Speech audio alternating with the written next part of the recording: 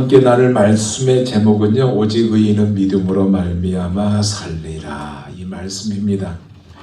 여러분, 너그러움이라는 이 단어의 의미에 대해서 아십니까?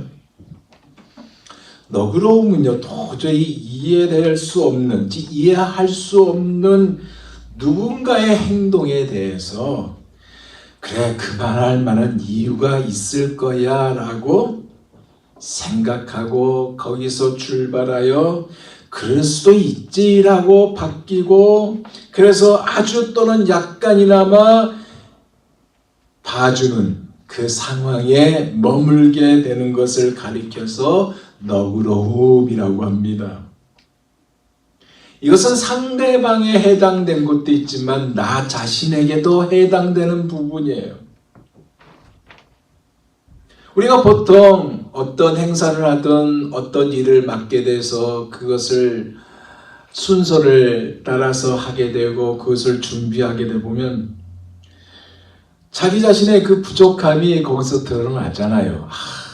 좀 더 준비할 걸, 그래 좀 더 잘할 거라는 이 불완전함에 도달해서 자기가 자기 스스로 괴로운 거예요.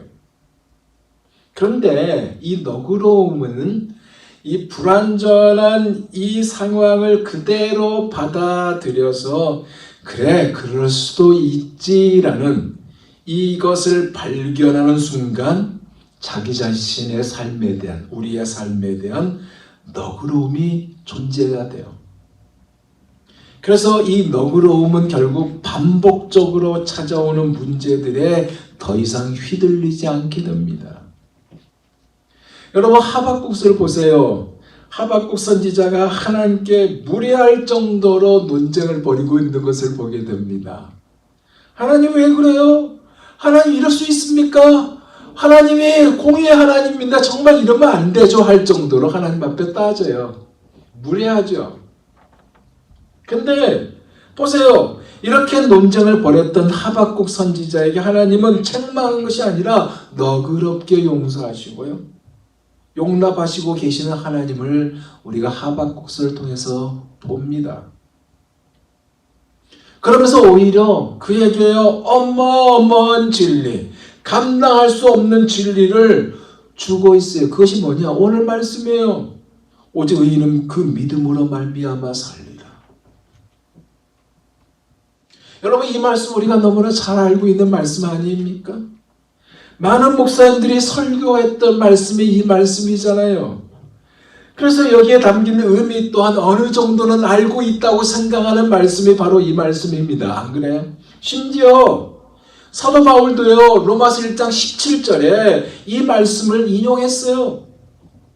그리고 마틴 루터도요, 이 말씀을 바탕으로 종교개혁을 했다는 사실입니다.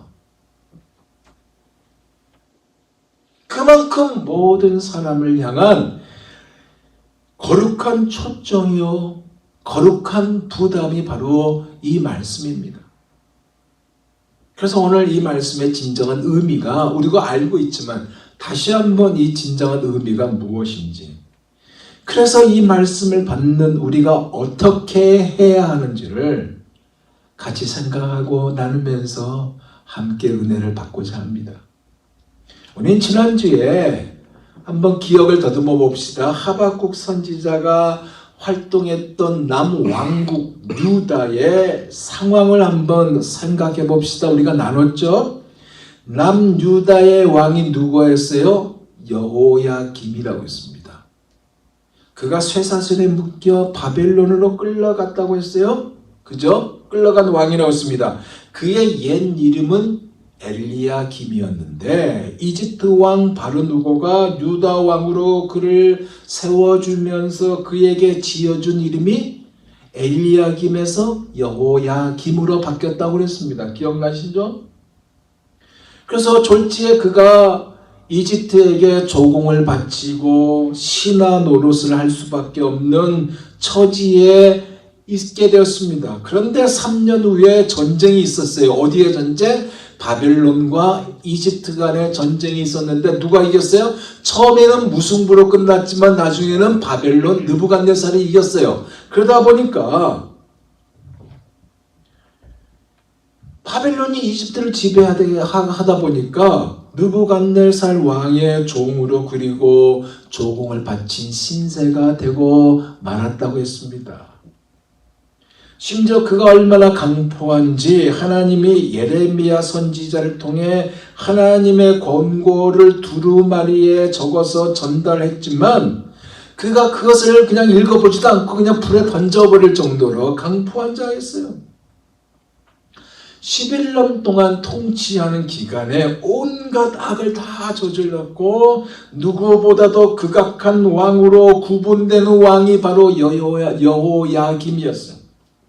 자신의 사치생활은 심각했거든요. 그것을 유지하기 위해서 백성들을 세금으로 쥐어짰습니다. 심한 노동력으로 짰어요.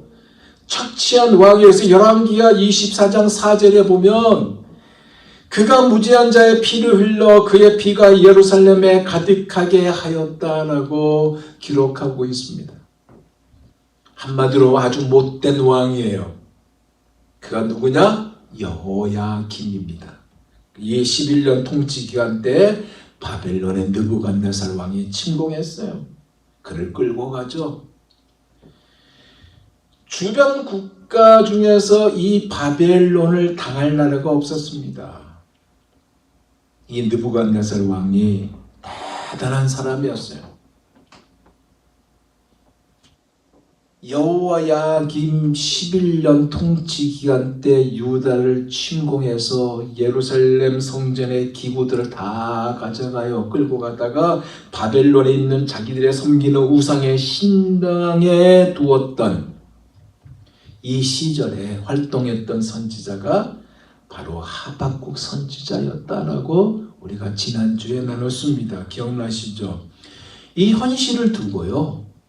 하박국 선지자가 하나님께 물어요. 묻고 또 묻고 기도하고 또 묻고 너무나 답답하니까 부르짖고 있는 이 외침을 일전에 기대하는 마음으로 하박국 선지자가 이렇게 고백합니다. 다시 봅니다.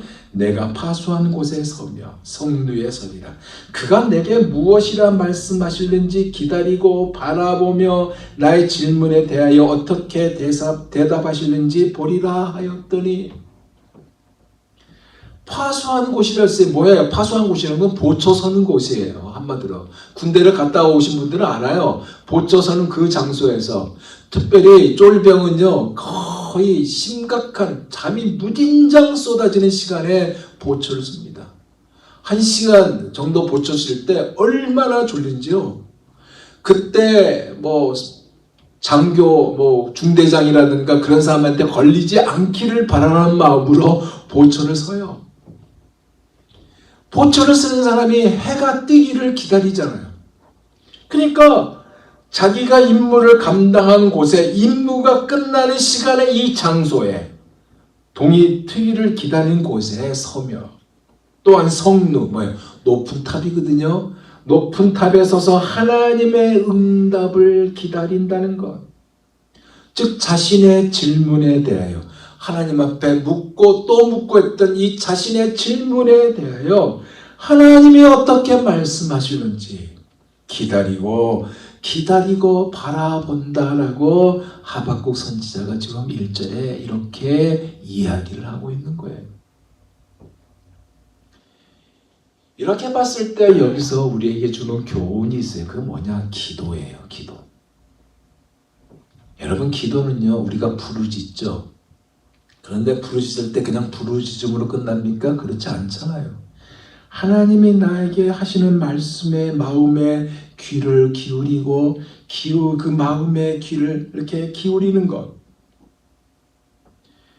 파수꾼이 아침을 기다리시지 하나님께 기도한 후에 주께서 나에게 어떻게 응답하실까라고 기다린 것이 기도 아닙니까? 안 그래요?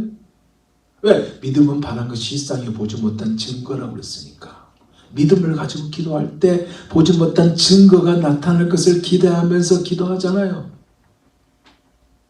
그래서 신앙생활은 끝없는 기다림과 바라봄이라고 하지 않습니까?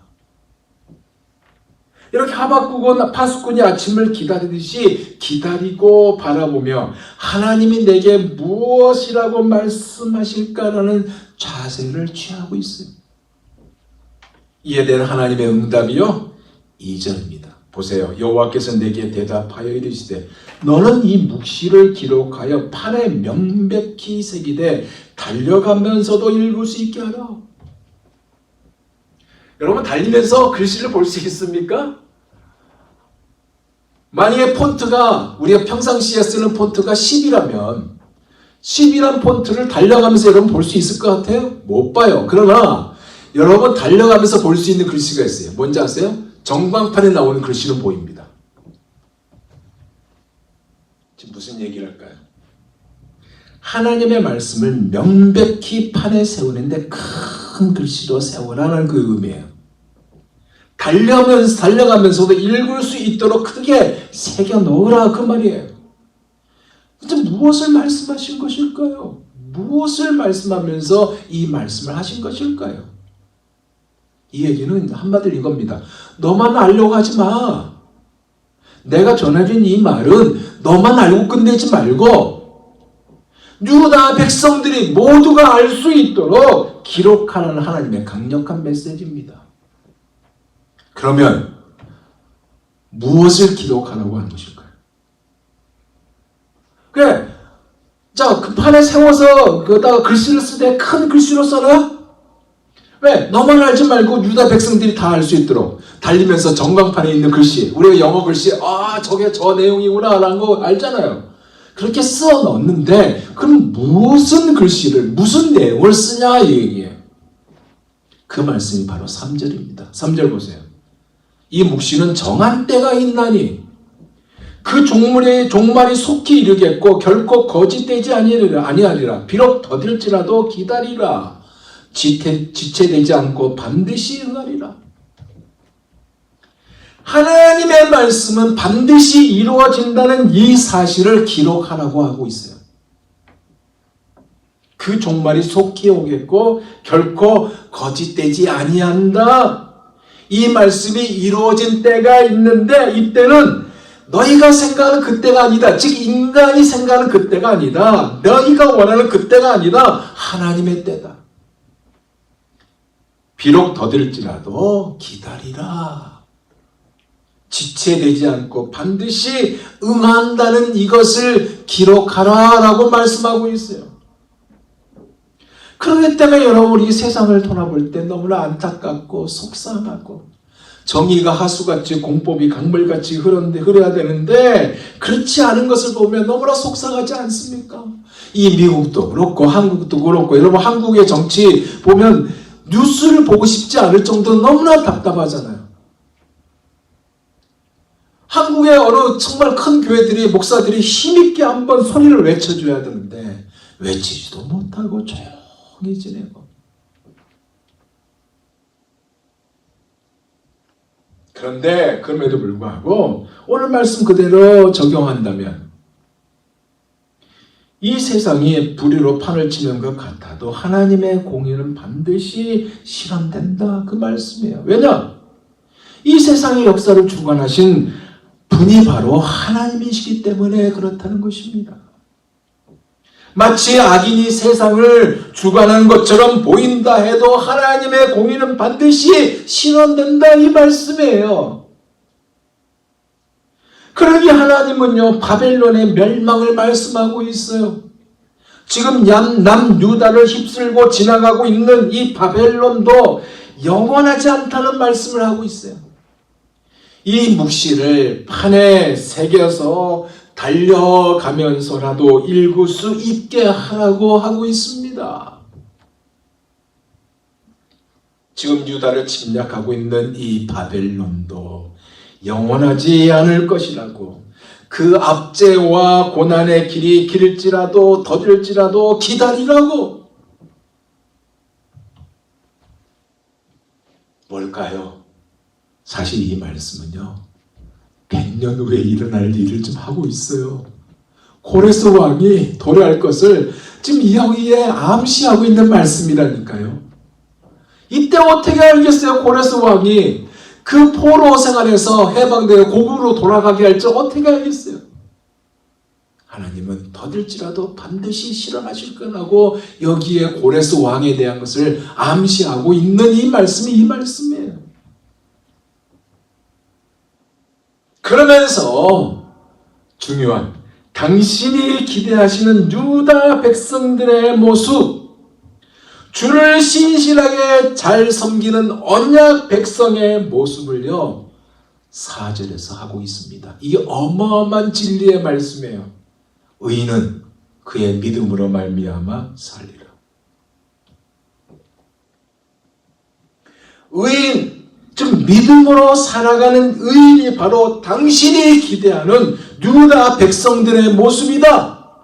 주를 신실하게 잘 섬기는 언약 백성의 모습이다라고 말씀하고 있어요.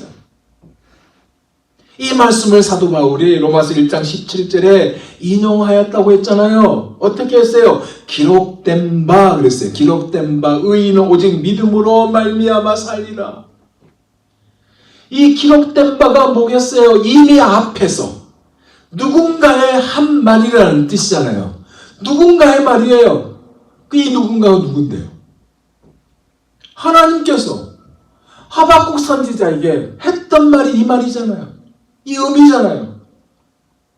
그래서 오늘 본문을 다시 보면 이렇게 말씀하고 있어요. 보라, 그의 마음은 교만하며 그의 속에서 정직하지 못합니다. 무너질 그 나라에 대해서 얘기하고 있으면서 그러나 의인은 그 믿음으로 말미암아 살리라. 이렇게 말씀하고 있어요.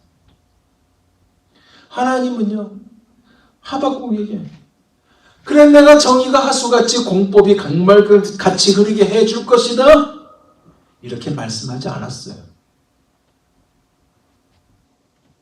오직 의인은 그 믿음으로 말미암아 살리라 이 말씀을 하셨어요. 정의가 하수같이 공법이 강물같이 흐르는 이것으로 대답하지 않고 이 말씀을 하셨어요. 왜 이 말씀을 하셨고 왜 이 답을 주셨을까요? 생각해보세요. 하박국 선지자가 하나님 앞에 물었을 때 불만에 섞인 상태로 물었잖아요. 하나님 왜 언약 백성이 이렇게 바벨론으로부터 침공을 당하고 왜 폭력이 난무하며 왕은 저렇게 세워놨는데 하나님이 세운 왕인데 왜 저렇게 폭군을 입고 정말 제대로 살려고 하는 의인들은 왜 핍박을 받습니까? 하면서 불만이 섞인 상태로 하나님 앞에 물었잖아요. 왜 하나님을 믿으면서 의롭게 사는 선민들이 불의한 자들에게 핍박을 받으면서 사냐고. 세상에서 의로운 자들은 핍박을 받고 고통을 당하는데 반면에 불의한 자들은 너무나 잘 되는 것 같고 부자로 사는 것 같고 떵떵거리며 살고 있고 이것에 대한 불만을 터뜨린 그의 질문의 답이 하나님의 의인은 믿음으로 말미암아 산다 이 말씀을 주고 있다는 거예요. 그럼 이 말씀이 여러분 사고가 나고 불행한 일을 겪어도 믿음으로 잘 참고 견디라는 말일까요? 아니 믿음을 소유해서 어떠한 불행한 일도 이겨나가라고 하신 이 말씀일까요? 이 의미를 알려면 여러분 먼저 의인이 누군지 의인의 의미를 알아야 합니다. 여러분 의인이 누구냐? 의인의 의미는요 어떤 경우에서도 믿음을 드러내는 사람이 의인입니다. 즉 의를 행하는 사람이 아니라 어떤 불행이 와도 꿋꿋하게 이겨내고 힘든 일도 잘 극복하는 사람을 가리켜 믿음으로 사는 의인이라고 그래요. 그러니까 의를 보여주는 것이 아니라 믿음을 보여주는 거예요. 근데 여러분, 원래 우리에게 의가 있었나요? 없잖아요. 없었잖아요. 의 대신에 뭐가 있었어요? 우리는 죄에 갇혀있던 그런 자들 아니었습니까? 멸망할 수밖에 없는 자들이었잖아요. 우리 스스로 의를 소유할 수 없었다는 얘기예요. 안 그래요? 왜냐? 죄인이기 때문에.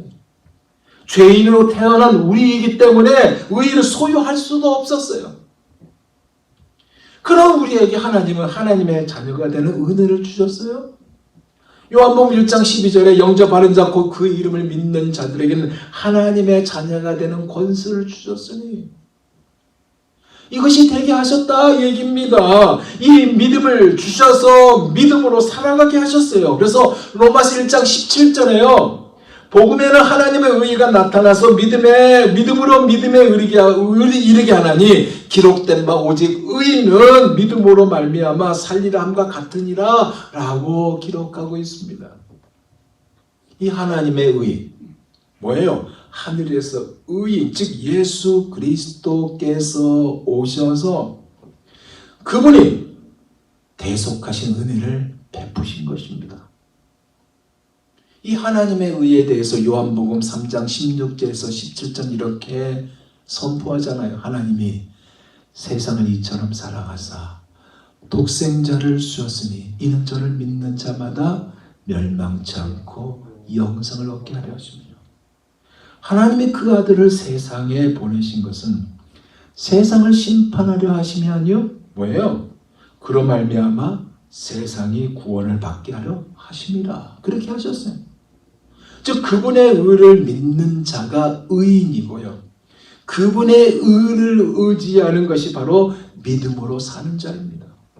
바꿔 말하면 하나님이 인도하신 대로 사는 것, 하늘의 의를 의지하고 사는 것, 이것이 바로 믿음으로 사는 것입니다. 믿음으로 이겨내라는 것이 아니에요. 하나님의 인도하신 대로 따라가며 사는 것을 말하고 있는 것입니다. 이런 자의 특징이 뭔지 아세요?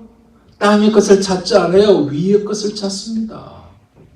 왜냐? 생명이 내 것이 아니기 때문에, 생명이 주님의 것이기 때문에 그렇습니다. 귀한 생명을 값없이 받았잖아요. 그리스도와 함께 새로운 삶을 사는 것이죠. 그래서 위의 것은 뭐겠어요? 하나님께 속한 것이고, 위의 것은 뭐겠어요? 영적인 것이고, 위의 것은 뭐겠어요? 장차 우리가 갈 영원한 하늘나라의 것이잖아요. 이것을 추구하였던 자들을 가리켜서 믿음으로 사는 자들이고, 이 믿음으로 사는 자들에 대한 인물들을 우리는 이미 히브리서 11장에서 만났잖아요. 누구예요? 아벨, 노아, 아브람, 사라, 이삭, 야곱, 요셉, 모세 등등. 라합, 많이 만났잖아요, 우리가. 근데 이들 이름 앞에 뭐가 붙었어요? 믿음으로라는 수식어가 붙었잖아요. 무슨 말합니까? 이들은 의로 인도하신 하나님께서 모든 일을 이루어 가실 것이고 하나님의 그 뜻을 성취하실 것이기에 핍박을 받든 진노를 받든 어려움에 부닥치든 그것은 하나님의 일이고 다만 하나님의 의를 믿고 살 뿐이다. 이러한 삶을 살았다는 것입니다. 그래서 이들은 이 찬양을 아마 늘 했지 않았을까 고백합니다. 너의 하나님 여호와가 너의 가운데 계시니 그는 구원을 베푸실 전능자시라. 그가 너로 인하여 기쁨을 이기지 못하시며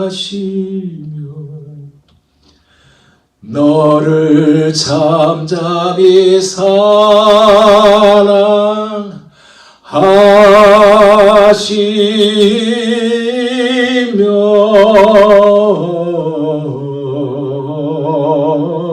즐거이 부르며 기뻐하시네.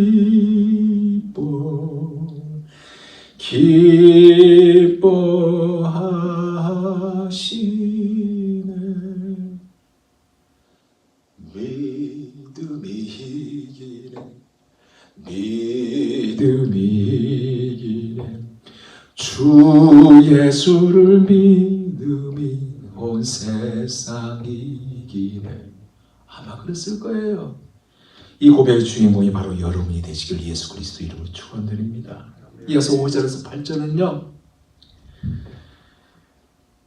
그가 어떠한 자인지 술을 즐기고, 지역하면 술은 교만한 자를 넘어뜨린다는 뜻이거든요.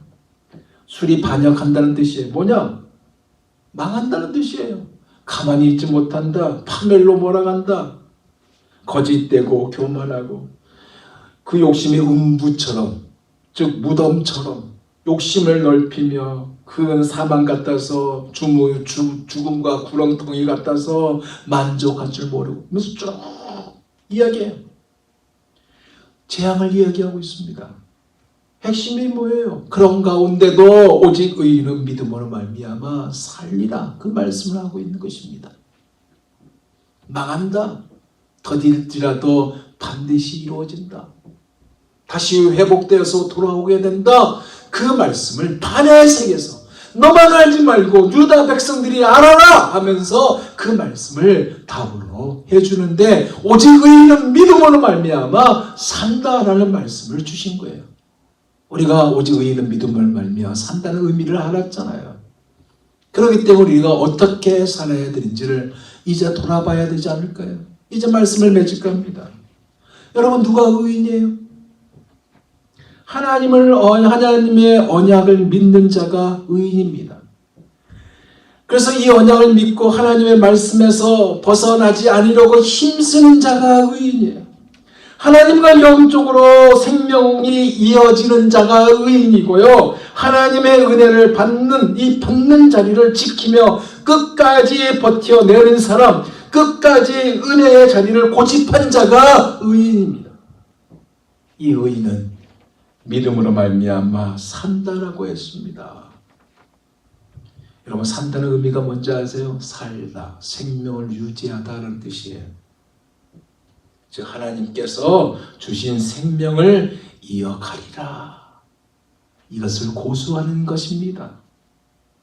즉 믿음을 드러내는 삶을 사는 거예요. 여러분, 백부장이요, 중풍을 앓은 자기 아이를 고치기 위해서 예수님을 찾아오죠. 그래서 예수님이 가겠다고 했어요. 그랬더니 그가 뭐라고 한지 아세요? 오지 말라고. 자기 집에 오실 것이 없이 그 자리에서 말씀만 하시면 고침을 받는다고 얘기합니다. 나도 남의 수하에 있는 사람이요, 내 아래도 군사가 있으니 이들을 가라 하면 가고 저리로 오라 하면 오고 내 정도로 이것을 하라 하면 하나이다 라고 백부장이 이야기를 합니다. 무엇을 말한지 아세요? 군인으로서 부하에게 명령하면 그 명령이 그대로 시행된다는 것을 말하고 있는 거예요. 그러니까 예수님께서 말씀만 하시면, 그 말씀만 하시면, 명령만 하시면 그대로 이행될 것이라는 믿음의 고백이었습니다. 우리도 이 드러내는 믿음으로 삶을 종결하는 우리가 되기를 원합니다. 예수님의 역사를 체험하는 우리가 되기를 원합니다. 주님의 의가 우리를 살리는 것이죠, 내 의가 나를 살리는 거 아니에요. 이 믿음까지 우리 주님이 주셨다는 거 아세요? 그렇기 때문에 믿음은요, 물방울과 같아요. 처음에는 작은 물방울이에요. 처음에는 작은 물방울이지만 이 물방울이 모이면 모일수록 커지죠. 강물처럼, 바다처럼 커집니다. 믿음이 커진다는 거예요. 믿음은요, 또한 씨앗과도 같아요. 심으면 반드시 거두게 돼 있어요. 30배, 60배, 100배 열매로 거둬집니다. 그래서 이 믿음으로 사는 자를 가리켜서 이런 사람들은 세상이 감당하지 못하니라라는 결론에 도달하게 되는 것입니다. 왜 그럴까요? 승리를 경험하기 때문에 그렇습니다. 이번 주도 이 역사에 주인공이 여러분 되시고 이 역사를 마음껏 체험하는 여러분이 되시기를 예수 그리스도 이름으로 축원드립니다. 기도하겠습니다.